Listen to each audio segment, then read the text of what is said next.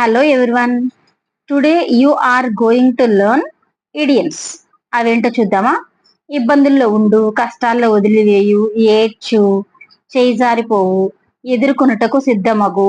వీటిని మనం తెలుగులో ఇంత ఈజీగా చెప్తాం. కానీ ఇంగ్లీష్ లోకి తెలుగులో నుంచి ఇంగ్లీష్ లోకి ట్రాన్స్లేట్ చేయడానికి కొంచెం కష్టం అవుతుంది. అందుకనే వీటిని ఇడియమ్స్ అంటారు. ఇప్పుడు మనం కొన్ని సెంటెన్సెస్ మేక్ చేసి అలాగే ఒక స్టోరీని మేక్ చేసి ఏ విధంగా యూజ్ చేయాలో వీటిని మనం ఏ విధంగా రోజువారీ మాటలో వాడాలో నేర్చుకుందాం. ఇవి వినడం ద్వారా మనకి కొన్ని సెంటెన్సెస్ లో ఎలాగ తెలుగులో నుంచి ఇంగ్లీష్ లో ట్రాన్స్లేట్ చేయాలో అర్థమవుతుంది. చూద్దామా? ఫస్ట్ వన్, ఇబ్బందుల్లో ఉండు. ఇన్ హాట్ వాటర్ అంటాం. I was in hot water. నేను చాలా ఇబ్బందుల్లో ఉన్నాను. అది పాస్ట్ టెన్స్ కాబట్టి I was in hot water అన్నా. అదే ప్రెసెంట్ టెన్స్ అయితే I am in hot water అంటాం. నెక్స్ట్ వన్, కష్టాల్లో వదిలివేయు. లివ్ ఇన్ ద లర్చ్ అంటాం. My friends left me in the lurch. ఇక్కడ ఫ్రెండ్స్ ప్లేస్ లో మన పేరెంట్స్ అయినా పెట్టుకోవచ్చు, ఇంకొకళ్ళైనా పెట్టుకోవచ్చు. My friends left me in the lurch. Next one, ఏడ్చు. ఏడ్చు అంటే ఏంటంటే break down or failure in something. I was broken down అంటాం. బ్రోకెన్ డౌన్ అంటే ఏంటంటే ఏడ్చు అని అర్థం. ఓకే, ఫెయిల్యూర్ ఇన్ సంథింగ్, దేంట్లో అయినా ఫెయిల్ అయిపోతే అప్పుడు నేను మొత్తం మునిగిపోయాను అనే స్థితి ఉన్నప్పుడు అప్పుడు వాడే ఫ్రేజ్ అనమాట అది. చేజారిపోవు అంటే అవుట్ ఆఫ్ మై హ్యాండ్. ఏదైనా మన చేతిలో నుంచి నిర్ణయం కావచ్చు, ఇంకేదైనా కావచ్చు, మన చేతిలో నుంచి చేజారిపోయినప్పుడు వాడే phrase.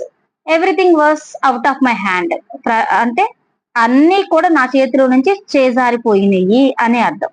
Out of my hand అంటాం. చేజారిపోవు అంటే అవుట్ ఆఫ్ మై హ్యాండ్.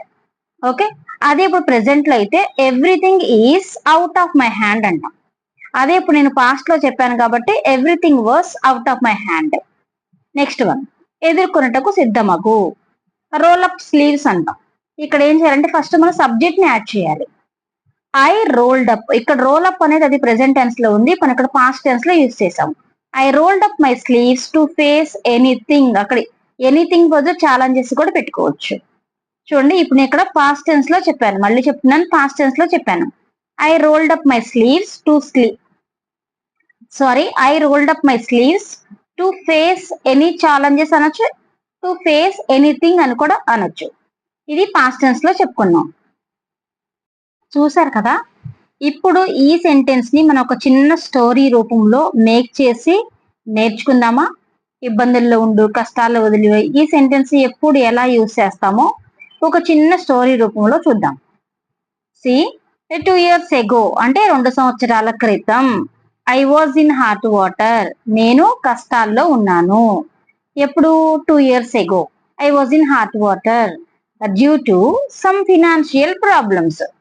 కొన్ని ఆర్థిక ఇబ్బందుల ద్వారా నేను కష్టాల్లో ఉన్నాను. అక్కడ వజ్ పెట్టా నేను. వజ్ అంటే పాస్ట్ టెన్స్, గతంలో అండి, అని 2 years ago అని అర్థం.